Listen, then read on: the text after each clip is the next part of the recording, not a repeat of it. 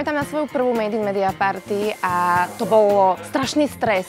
Ja som bola ešte relatívne začínajúca spravodajkyňa a ja som ešte nikoho nepoznala a videla som tú neskutočnú energiu, ako sa tam všetci poznajú. Ja som tých ľudí samozrejme už poznala, ale oni mňa ako začínajúcu vôbec nie.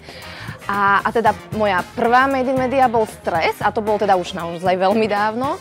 A odvtedy, keď už som spoznala všetkých ľudí z branže, asi sa zopakujem ako všetci ostatní, jednoznačne akcia roka.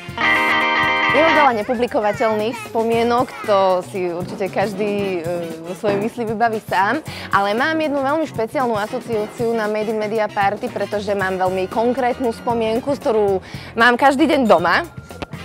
Poď sem, na kolienka, poď. Toto je prosím pekne produkt jedného rána po Made in Media party. Takže, ako to interne nazývajú organizátori, Made in Media Baby. Primárne by som akcii organizátorom želala čo najmenej ohovárania a keď kritiku, tak rozhodne len konštruktívnu. A aby to bolo samozrejme minimálne tých ďalších 10 rokov, lebo teda ja plánujem zabávať sa aj na dôchodku.